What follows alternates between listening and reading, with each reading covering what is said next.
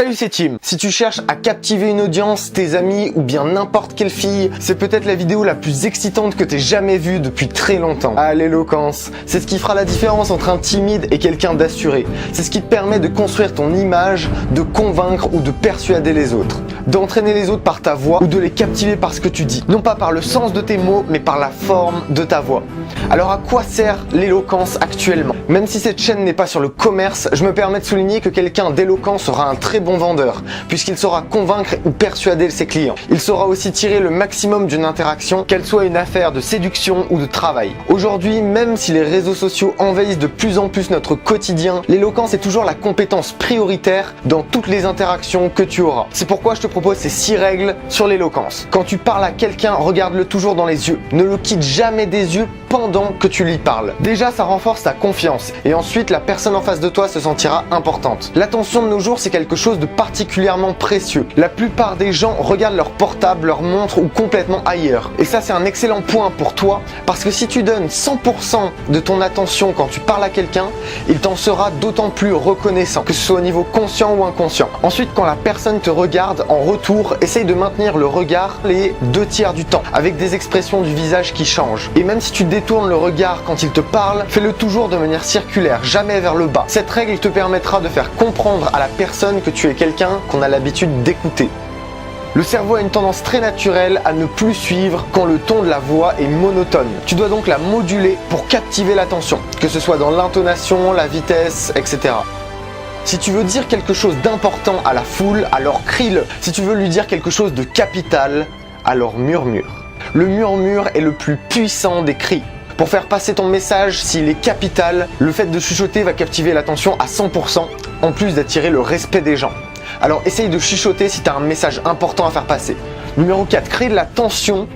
C'est une excellente manière de retenir l'attention. C'est une manière de mettre du suspense dans tes phrases. Le fait de montrer que tu contrôles ton état émotionnel, parce que si jamais tu es stressé, tu parles vite. Donc tu n'as pas forcément le temps, l'envie ou le contrôle sur toi pour faire ces pauses. Et en plus de faire ressentir par le son de ta voix que tu contrôles ton état émotionnel, ça produit un choc sur le cerveau qui en demandera plus. Ça montre l'animal qui est en toi et ça montre que tu le contrôles parfaitement. Ça montre qu'il est là et qu'il est prêt à agir.